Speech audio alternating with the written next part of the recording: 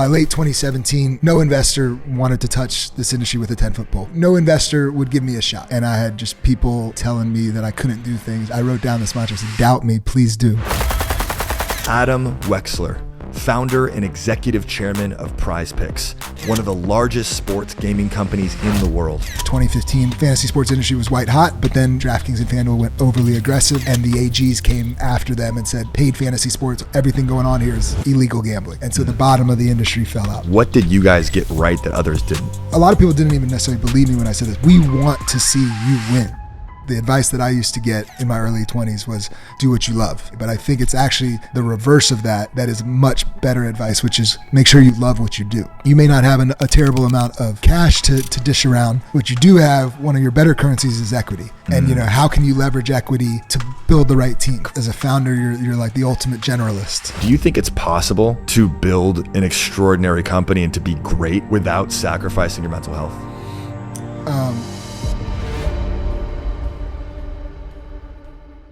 If I was interviewing you at 18 years old and I said, you're going to build one of the biggest sports technology businesses in the world, would you have believed me? Probably not. I don't think anybody in their right mind would be able to say, yes, with a straight face. At 18, I'm not sure I knew what I wanted to do exactly. I remember specifically going into school, and one of the first majors that I explored was actually physical therapy, because I was always getting injured as a basketball player. Realized that was in the school of education. So quickly I was like, I don't want to be in the school of education. Eventually, before you know it, got to business school.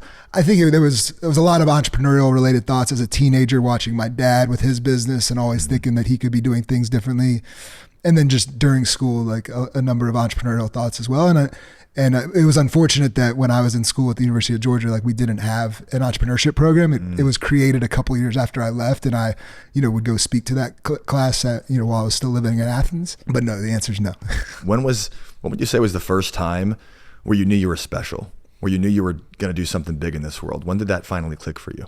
I'd say, as an upperclassman, knew that I thought a little differently than the average Joe, knew that I really, there was a mantra, when I was I want to say when I was a senior, and I had just people, telling me that I couldn't do things or whatever.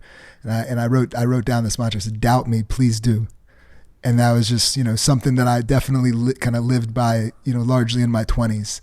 And little parts of my 20s, gave me the feeling that I could get there. Yeah. But it wasn't until this last ride with Prizepicks that it really popped. That's interesting to say. Is that what drove you initially? Was getting into entrepreneurship a way to kind of prove yourself to the world? Was it like I got to go out there and prove people wrong, or what was the initial impetus that catalyzed you jumping in? I just feel like I have a lot of entrepreneurial traits. Not only was my dad an entrepreneur, both of my grandfathers, who I never had a chance to meet, but both of them were entrepreneurs. One of them actually in commercial real estate in Miami, as a matter of fact. My dad's dad moved his part of the family to Atlanta, which is obviously where I was born and raised. Yeah, and basically bought a chiropractic practice. So, through different stories and obviously firsthand with my dad, was just exposed to a lot of entrepreneurship. Over the years. And what happened was when I was in school, I was a real estate major, and I was a real estate major because my dad was reporting on commercial real estate, but I figured that he was actually a real estate professional, which was a wrong assessment. He was actually in the journalism school, which makes more sense because that's the kind of path that he went down.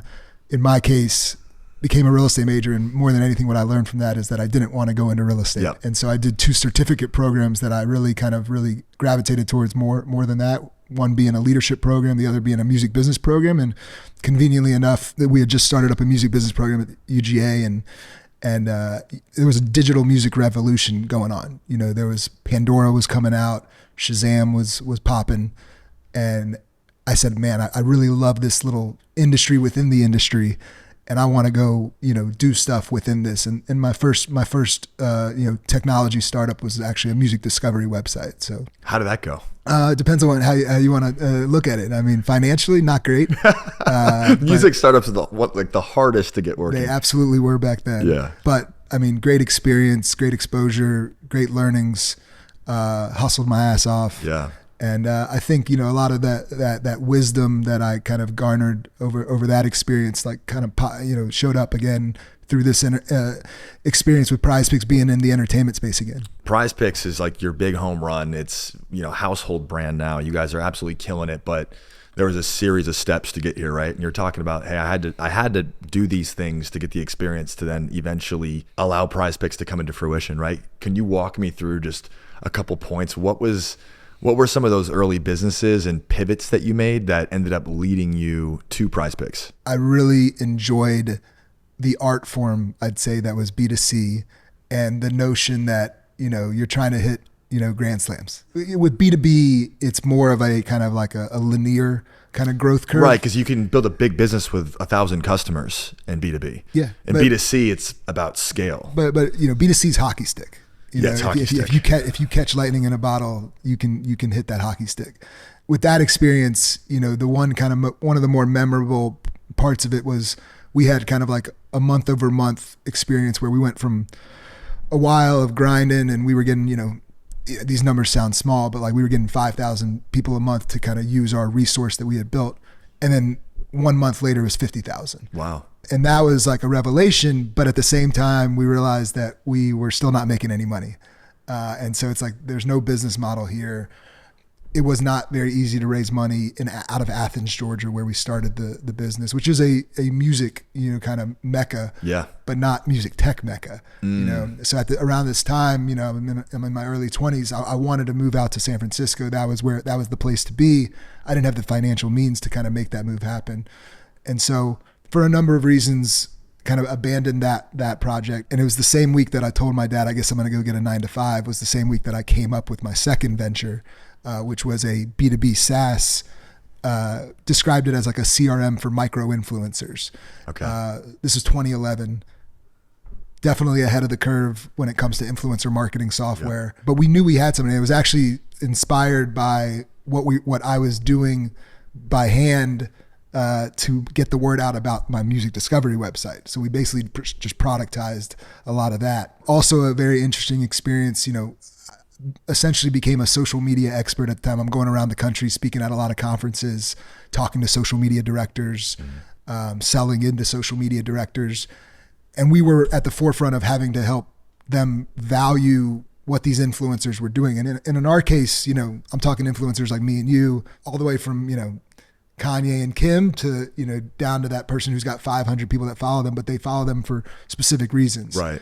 And we're helping brands figure out who to go engage and, interact with them one-to-one at scale. Mm-hmm. And we knew we had something good with that business, but because it was difficult to quantify the value that we were bringing, it was difficult to kind of charge what we wanted to charge and build the big business that we thought we could build. And so that was like had a good 3 or 4 year run with that business. Eventually that was a part of a couple successive acquisitions that landed with Cision, who people may know from, they're the owners of PR Newswire and stuff. So that was my first exit. It eventually, I think it sold in 2018, but by 2014 I had already kind of gone off and kind of, that's when I actually entered the fantasy sports space. But it was actually around that time, just to show you that I'm a bit of a serial entrepreneur. I kind of came up with I planted 2 seeds at the time. One was another B2B SaaS play, but the other was scratching my itch to get back into B2C. And you were building both at the same time? I was building both at the same time under the same roof. Had co-founders for each of those businesses. What was your thought process there like? Because normally you're like, hey, pick one thing, go all in. But you're like, am I going to try to build these 2, see which one gets more traction and then go on in that? I think it was something along those lines. And that's kind of what happened. This is, 2015 rolls around, fantasy sports is super hot. Yeah. FanDuel, DraftKings are raising What was that business called? This business at the time, it was incorporated as SidePrize. Okay. SidePrize would eventually become Prizepicks. Okay, so that was the beginning, and then it formed into Prizepicks later. And then the other one was called Trust Fuel, and that was a B2B SaaS business. The quick background on that was we knew that the best source of future customers for the previous business, which was Insightpool, was through our happiest customers. It was better than going out and doing cold calls and cold emails and stuff. And we said, well, how do you identify your happiest customers? Or let me say it a little differently. the best source was through references and referrals, but how do you identify those is through your happiest customers. Got it. And so we built software that helped you identify your happiest customers. Ah, interesting. This was a category that was kind of emerging at the time. There were companies like Hindsight and Customer Success was another one. Both of these companies, were able to raise money in 2015 and had opportunity in front of them. But because the fantasy sports industry was white hot, I told my co-founder, I got to go full time on this. And I was just more passionate about B2C, and it was scratching my own itch. I think that's an important thing too, when you're thinking about what to build as a founder.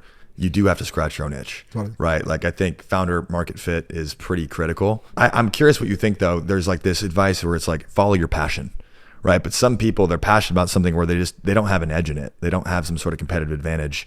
So how do you think through that advice too? Like, hey, follow your passion, but also just choose something you're already naturally good at. How do you reconcile that? Yeah, so something I feel very strongly about is that the advice that I used to get in my early 20s was go do what you love. And that was like kind of, I think, a lot of common advice that's still being told to this day. But I think it's actually the reverse of that that is much better advice, which is make sure you love what you do. And I think that kind of relates to what you just said. If everybody out there is going to go do what they love, everybody's going to be in the sports industry. Nobody's going to be doing all these other things that we need as society. But if you actually find something where you can love it and love it on a daily basis, what you're doing, that you can love all different kinds of industries and different roles in different kinds of industries and find a lot of opportunities. So, I think of like, for example, people in my network that got into the waste management business. Like, is that them doing what they love, or ultimately when they, find a very successful opportunity, is that them loving what they're doing because it allowed them to be successful in their career? It's a great point. I think about the phrase, don't worry about making the right decision, just make the decision right. It's like, it's your perspective on what you're doing, right? It's the person who's building a brick wall or someone who's building a cathedral to honor their God or whatnot. It's what's your perspective on the thing you're doing? Because you can find love based on how you perceive it. And I think if you're just playing a game, right? It's like, play a game you love. Anything, even building a waste management business, that's a game in itself, right? So you can fall in love with the game of it. I'm curious for this because we're in Prizepicks now at the early stages. And there's some big decisions that have to be made. And you got some big competitors out there. It's a pretty saturated competitive space. We talked about, I think, DraftKings raised $1 billion or more in equity, right? You guys raised sub 10 million and you're going up against this juggernaut. What was your thought process on raising so little funding and competing at that level? And in hindsight, was that the right move? First of all, so I got into the fantasy sports industry in 2014. When I say I scratched my own itch, I was a season-long fantasy league, fantasy football league consumer basically. And so the problem that I identified as a consumer was every year 12 or more friends to get together. They all pool a little money to make things a little interesting. Somebody's got to collect the money from their friends. Nobody wants to be that guy. And so we built software to make the commissioner's life a little easier. Quickly realized that was a very seasonal business, seasonal problem that we were solving. Yeah. Quickly pivoted to the second product, which was, we're playing each other this week.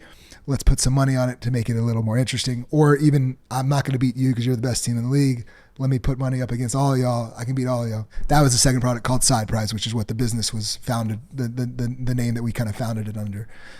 Did that for a couple of years. But, I referenced 2015 was fantasy sports industry was white hot. But then, DraftKings and FanDuel went overly aggressive, you could argue. And the AGs came after them and said what they're up to are paid fantasy sports. Everything going on here is illegal gambling. And so the bottom of the industry fell out. And so I knew that fantasy sports was not going anywhere. This is something that we love to do as consumers. I knew what the numbers were. There's tens of millions of people playing throughout the country. And so I'm like, I got to stick this thing out. I got to get to the other side of this. And it's going to be a bloodbath. And I know a lot. And you knew that. And I knew a lot of entrepreneurs were not as DNA entrepreneurs as I am, and so literally and figuratively. And so, just we're also just not going to be as resilient as I was going to be and just try to make ends meet. I knew how to bootstrap. I knew how to stretch this thing out. I just needed to get to the other side. And so 2016 was a huge struggle. 2017, middle of the year, the same week, ironically, again, that I say we decide we're not coming back with SidePrize that fall. was the same week that the Supreme Court says we're going to take up the New Jersey sports betting case. And with that development, I basically said, okay, wait a second. So 20 states have legalized fantasy sports and put those laws on the books. 20 states where you can operate with paid fantasy have not. Collectively, you've got 40 or more states where you can operate. It's a pretty nice sized map. It includes some of the biggest states in the country. So, what could a product look like within the new laws that have been put on the books? And that's what ultimately birthed Prizepicks. So it was fall of 2017. I had a couple different formats that I was still kind of toying with as football started. By week 4 or 5, landed on the one that would eventually become our core format. I mean, it's ballsy to go up against a company that's raising that much capital, that much fuel, and then you're a relatively bootstrapped incumbent. So let me speak to that. So I think it was important to kind of give that background. Yeah, definitely. By late 2017, no investor wanted to touch this industry with a 10-foot pole. Really? They thought it was the same as it was in 2015. There was no line of sight to it being a big category again. It was still just no investor would give me a shot. So it was in 2018 that mostly I raised money off of people that had known about my entrepreneurial experience. They had seen me with my last business, which was a business that showed it could have been a much bigger business, but at the very least, they saw me do my thing there. And so mostly was able to raise from people out of Atlanta where, I was building another business. And the other thing about this business is we had just inherently a very strong business model. And just these unit economics were just incredibly strong out of the gates.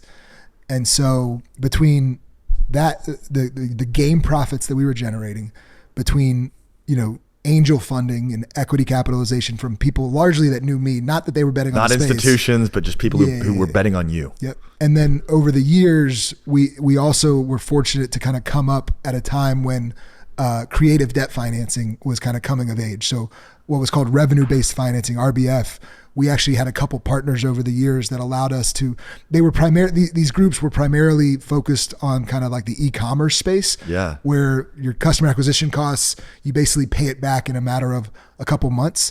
We had a very similar kind of payback period, very fast, break even, start to profit before you know it. It was just a model that worked very well with us too.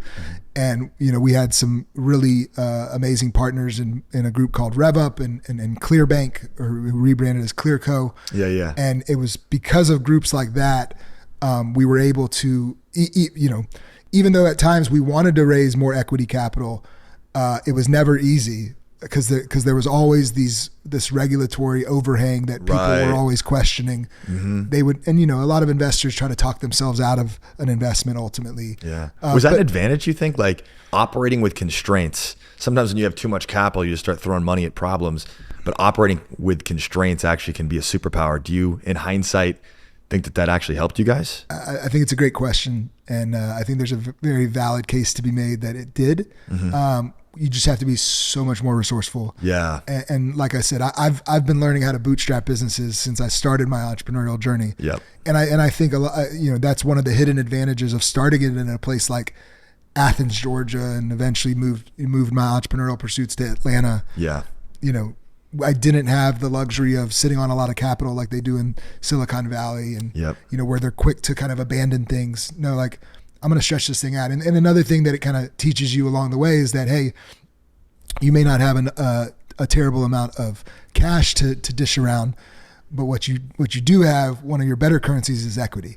And, how can you leverage equity to build the right team creatively? And there's a lot of people, especially, people that are earlier in their careers that are willing to take, especially if they believe in the concept, that are willing to go on a low salary, but what could be a material amount of equity.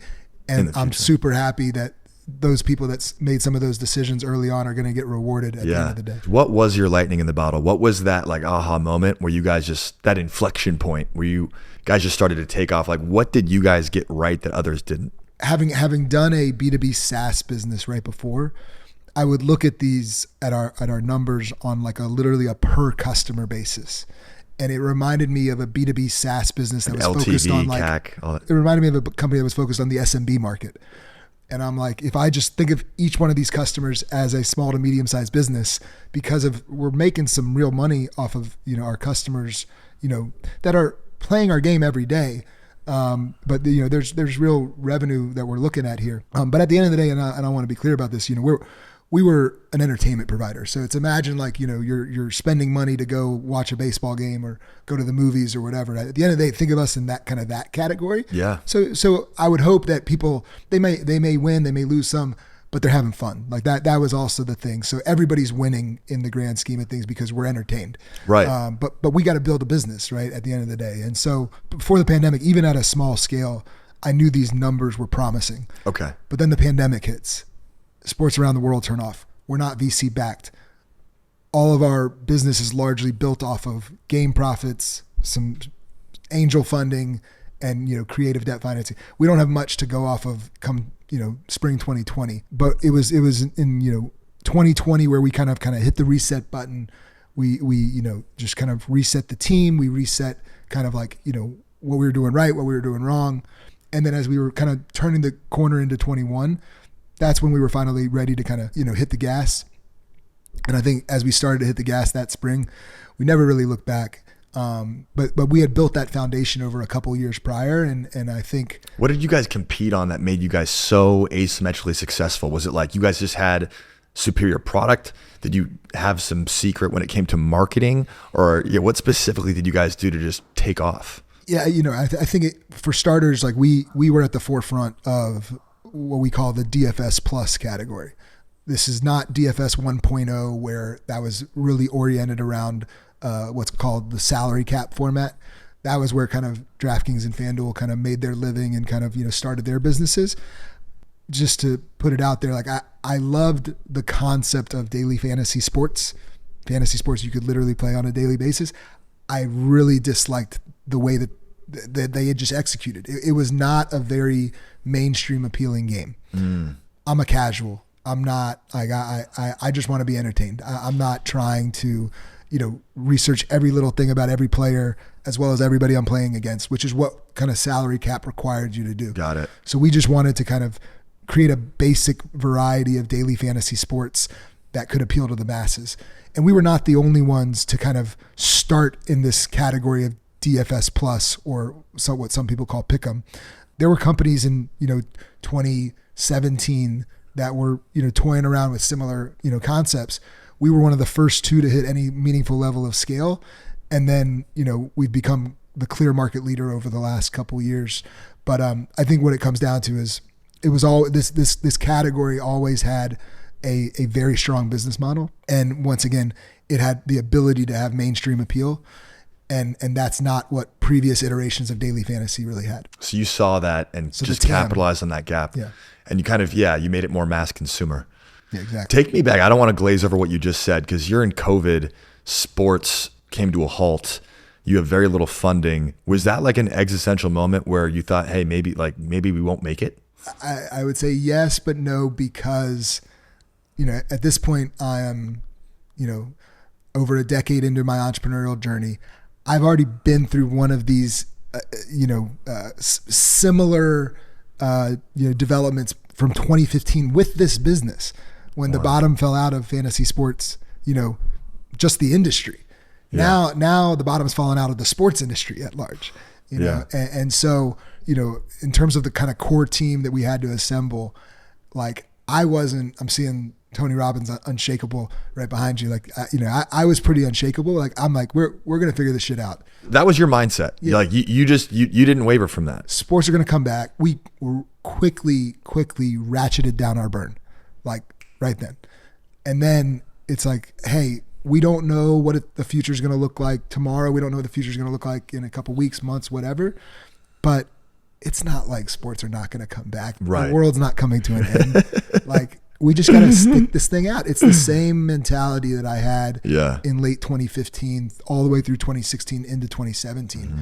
If we got to stretch it out for a year, we'll stretch it out for a year.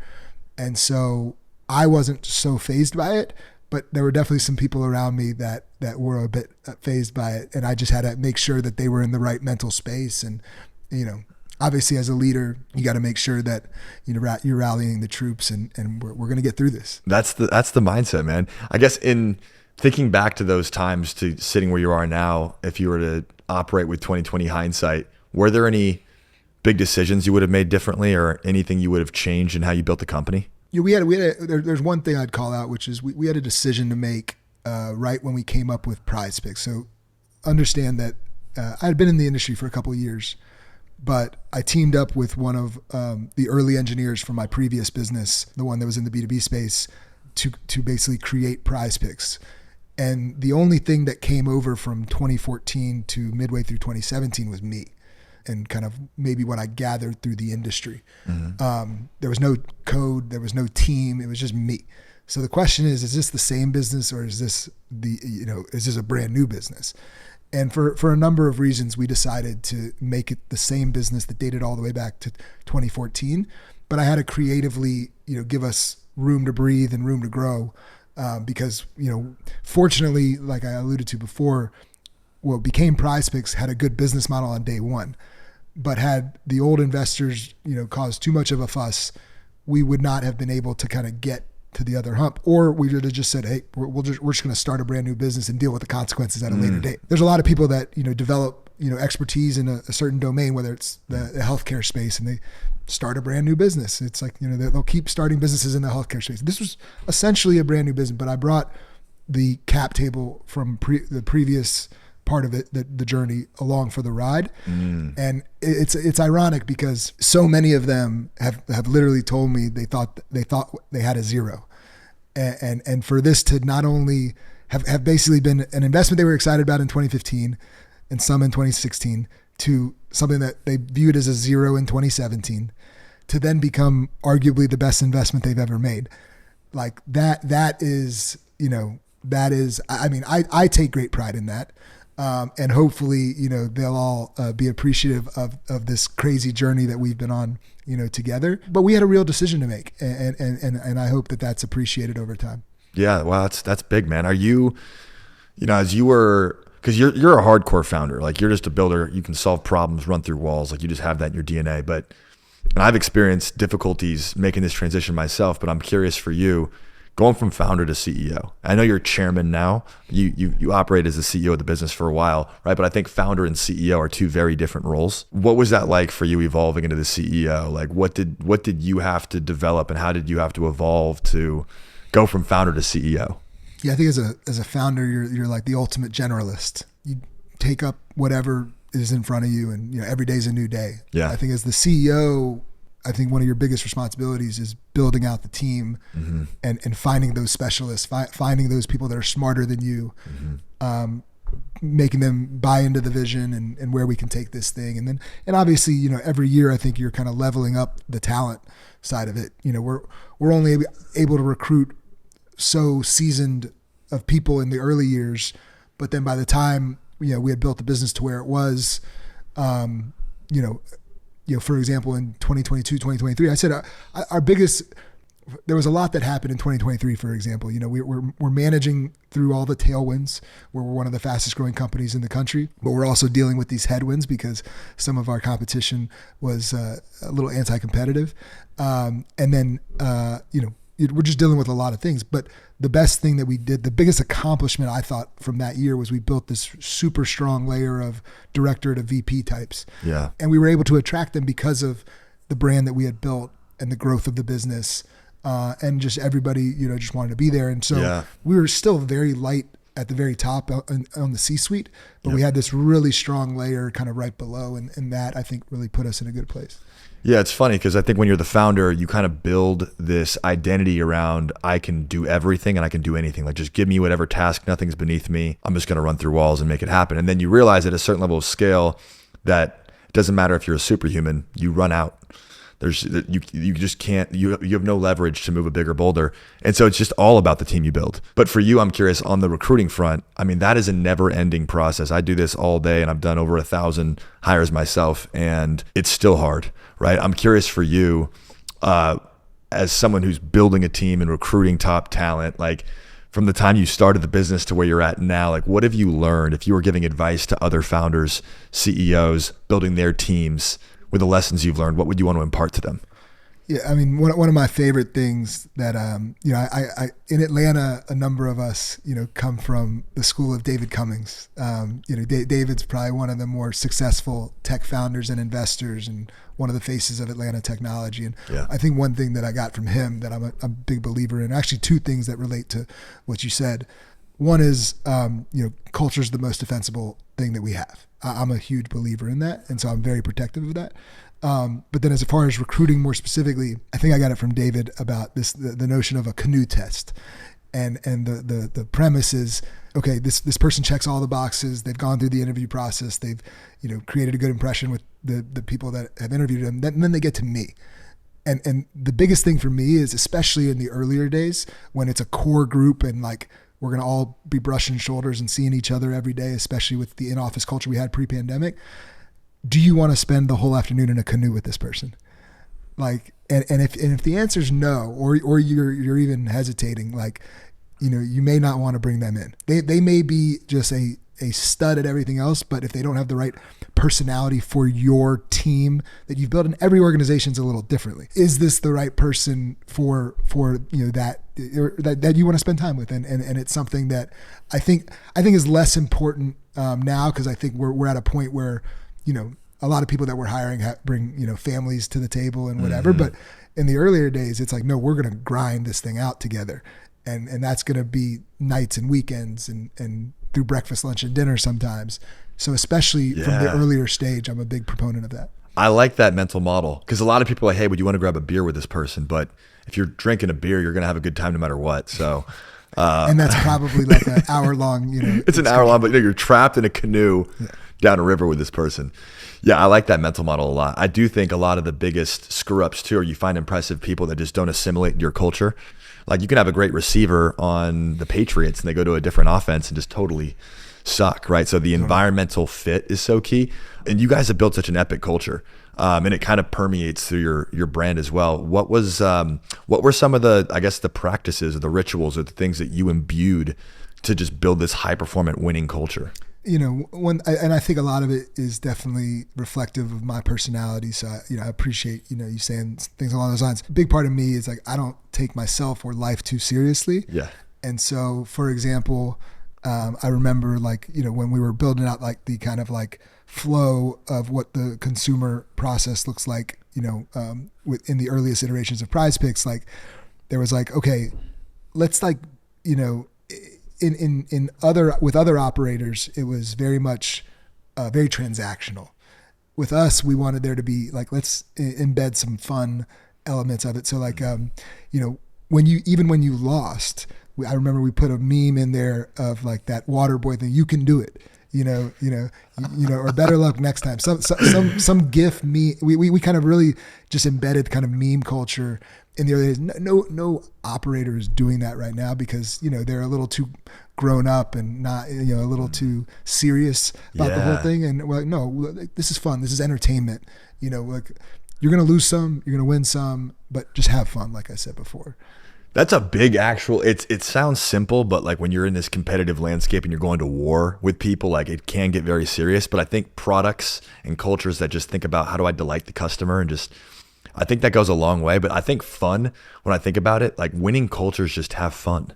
And like because they have fun, they win more. It's like this self-perpetuating loop. And one thing I'd also add on that was very different when we got into the space versus everything that was remotely close to us was there was always this, we like, a lot of people didn't even necessarily believe me when I said this, but I was super sincere. Like, we want to see you win. Like, the closest example that you would find in like a Vegas culture is actually the blackjack dealer. If you were to compare the blackjack dealer with a traditional sports book, the traditional sports book and the consumer have an antagonistic relationship. Consumers like, I want to take down the house, I want to bankrupt the house or whatever. If you go over to the blackjack table and you understand kind of the dynamic there, well, you say, should I hit right here? And the blackjack dealer says, the book says blah, blah, blah. And then you actually hit 21, you're high-fiving the blackjack dealer, you're tipping them or whatever. There's a bond that you have. And so we kind of wanted to, it hit us over time that that's the kind of dynamic that we had kind of been creating. And it's just funny that every one of those games inside of a casino has kind of a different dynamic, but the blackjack deal, I think, is one that I thought was very relatable to kind of the kind of premise that we took. That's so interesting.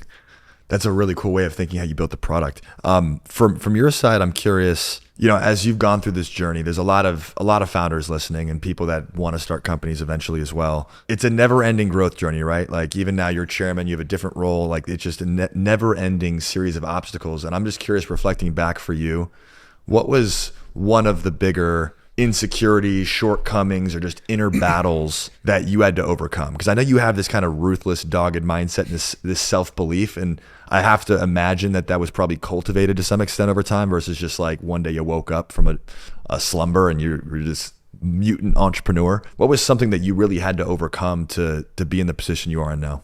Some days I wake up and I'm like, especially in the earlier days when I was in the CEO seat, man, I think I'm a really good CEO.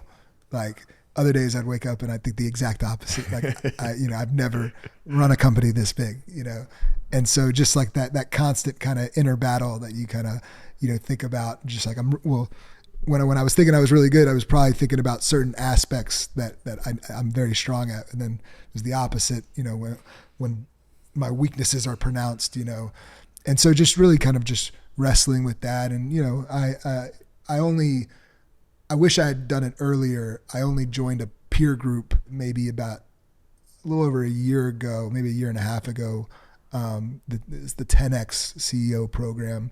And ironically, they're primarily for venture-backed. We were talking about this. They're for venture-backed, founders. And in my case, we weren't venture-backed. But, I think just being able to kind of talk to people that are at similar stages and just deal with similar stuff, I think kind of has always helped. I definitely experienced the same thing, and I feel like it's just about what you're focusing on in the moment. You're like, okay, well, revenue could be up, but this product blew up, or something happened here, and you're like, I'm terrible, or I had to fire this person. But it's all where you're focusing. One day you can just see all the things that are going well and you're like, wow, I'm killing it. The next day you're just focusing on your problems. You're like, I'm a shit CEO. Like, look at all the things that I'm screwing up. So at the end of the day, entrepreneurship is really just about controlling your focus.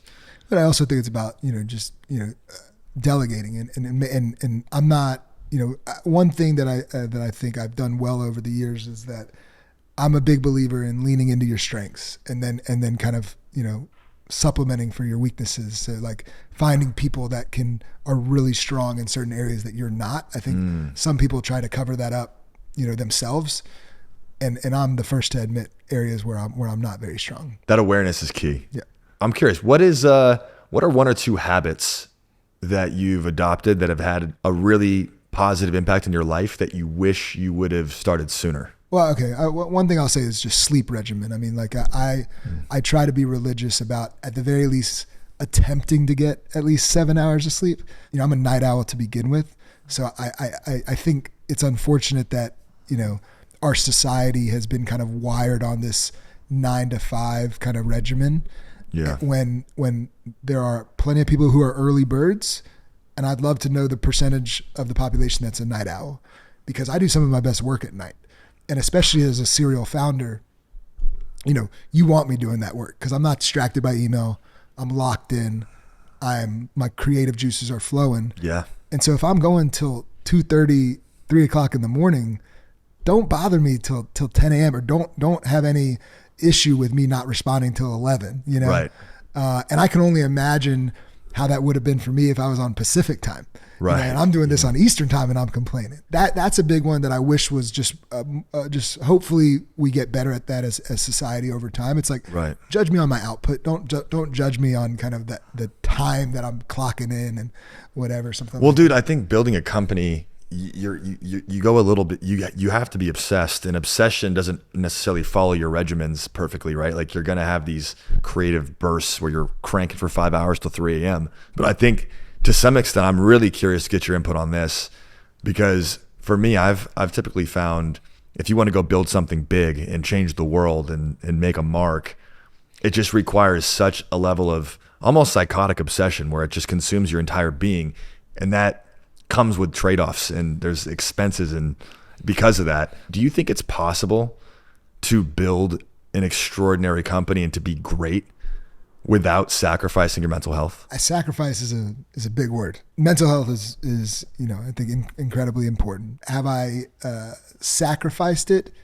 No, but have there been instances where I'm putting my wealth before my health? 100%. Yeah. To me, one thing that I've definitely started to, especially with this transition, I was CEO for 10 years.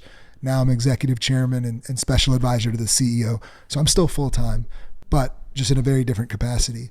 And so now it's like, I tell people I haven't had this much flexibility in a long time, maybe since I was an early stage founder, but I'm still a similar amount of busy. I'm just trying to figure out where to kind of put my time and whatnot. But the other thing that I was going to say back to your question is this is definitely a year where I've paid for putting wealth before health, and I've got to get health ahead of wealth. Yeah.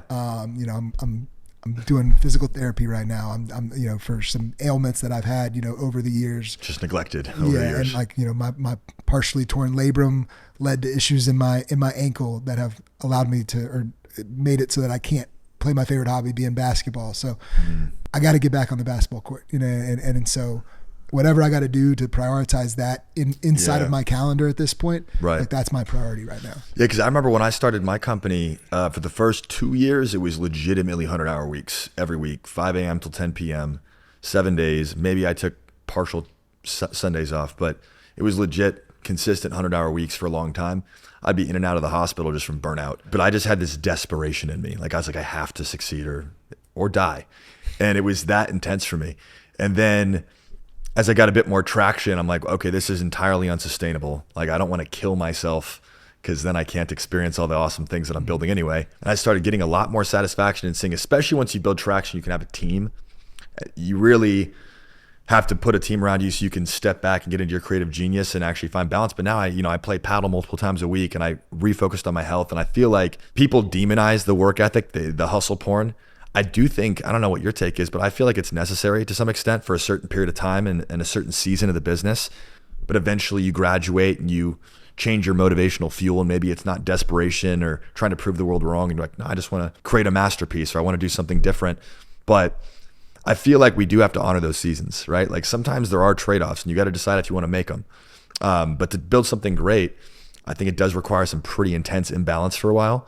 But then you can kind of get back and find your center. But I feel like life's just always these shifting priorities. But I've just never seen an example of someone who's built something great who didn't go way to the right or left on something for at least a prolonged period of time. Yeah, and use the word seasons. I would use the word chapters. But yeah, 100%. I mean, you gotta put the grind in, and I would hope that people always kind of put their mental well-being, keep it top of mind.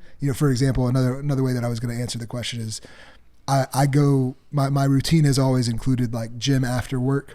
Yep. And for me, especially getting on the bike and just catching up on texts or emails, whatever it may be, it's kind of, I use it as a way to kind of decompress, and just it's been as much mentally beneficial as it has been kind of physically beneficial. Now at the same time, sometimes I wish I wasn't, double tasking. Sometimes I wish I was actually fully locked in on the workout and sweating more, but especially, when the business, doesn't have all is growing so fast and we don't have the personnel that we need, I was definitely kind of having to multitask even at the gym. Sitting where you're at now, I'm always very fascinated to understand people's self-perception, because you've built this incredible business. Yeah, I know you're so hungry for more. Sitting here right now, do you feel successful? Do I feel successful? I would love to see what a definition of successful looks like. According to your own definition, do you feel successful? The way I'd break it down is in my career, sure. I think we've accomplished things that a lot of people I'm very fortunate that a lot of people just kind of dream about what we've been able to accomplish with Prizepicks. In life, no. Yeah, there's so much left to accomplish in life. Where do you feel like you're not successful in life? I'd answer that a couple of different ways. Like number one, I want the right balance between health and wealth. Yeah. And it's been imbalanced for a while. The common thread between all of my businesses to date are, the common Silicon Valley refrain was like, we're going to, change the world, right? In my case, the common thread between everything that I've done is I'm just trying to make the world a little more fun. That related to my music discovery website, it related to what we did with brands to engage, their consumers through influencer marketing and social media. And then naturally with everything we're doing with Prizepicks, like, just trying to boost the level of fun on a weekly basis to allow you to get away from the grind in your own world. But, there's going to come a point in time where I want to, get bigger into philanthropy and there's more that I want to do that stretches well beyond, Prizepicks. Yeah. And so, I think as you start to think about more legacy oriented things, I'm not done by any means. So it's like, I'm always going to be that entrepreneurial type. That's just kind of, once again, that's my DNA. But am I successful with Prizepicks? Yeah. I'm glad you recognize that, because I feel like it's a trap that's very easy to fall in, where you're just never satisfied. I definitely fall into that quite often. I'm like, I haven't done shit yet. I need to go so much bigger. But then I realize, wait, I'm just delaying my happiness unnecessarily. And if you just allow yourself to kind of feel the winds as you go, small or big, you generate more fun in your body and your mind, and and that ends up propelling you into more success. And this is something I'm just thinking of off the top of my head, but like, I've never been attracted to the word retirement and just retire. That's Voldemort. Yeah. It's I don't think I'll ever fully retire as it's been traditionally known. Yeah. There will come points in time where I'm less focused on wealth creation. Yeah. But retirement does not sound appealing to me. Yeah, because we're creators. That's who we are as people, right? And we're put here to create things. I describe it as I'm a producer, not so much a consumer. But I think you're saying the same thing in a different way. Yes, definitely. Yeah, and we can enjoy the productions of other people, but we have to have our thing that we're contributing to the world, I think. Wrapping up, last question here. A lot of builders, a lot of founders, a lot of people that are pioneering here listening. If you could just share one piece of advice or a message from the heart to everyone out there in the arena building, what would you want to leave them with? The adjective that I appreciate more than any other when people are complimentary of, kind of everything that I've done over the years is just being resilient. It's the resiliency. It's like, did I go to an Ivy League school? No. Was I the smartest kid in a lot of different environments? No. But you can't necessarily teach resiliency. I think you have to prove that.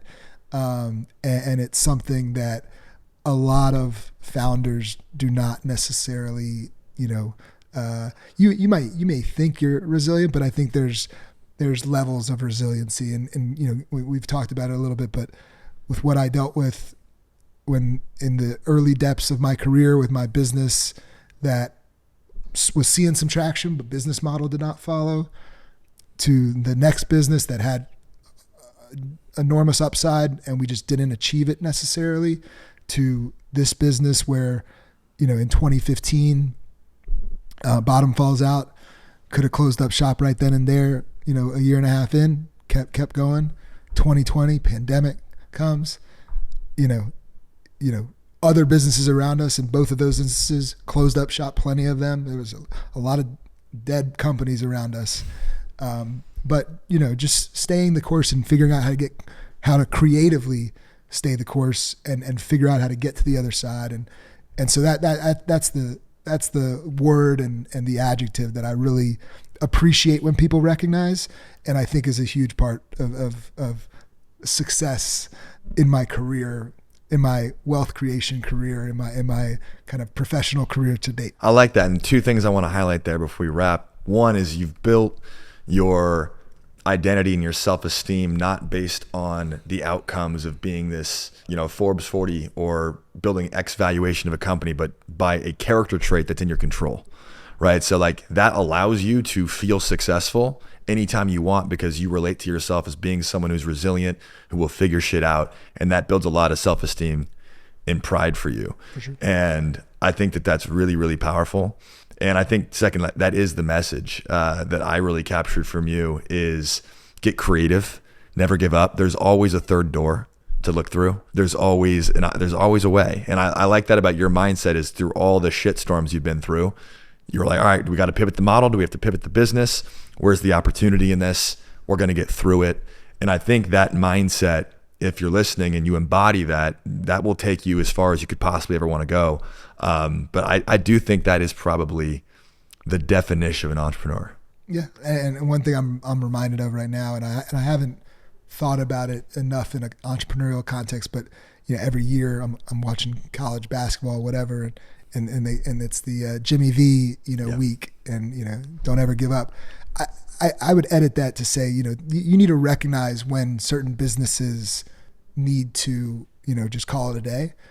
But I'd say don't ever give up on your entrepreneurial career if you want to be successful as an entrepreneur. Give up on ideas, but don't give up on yourself. I think that's a great way to put it. And then he also talks about, a full day is when you laugh, cry, and I forget what the third one is, but there's a lot of great stuff in that one speech that I think he's talking about it in a sports context, but I think so much of it can be true in a business context as well. I love that, man. Amazing, dude. Thanks for coming on the show. This is incredible. Appreciate you having me.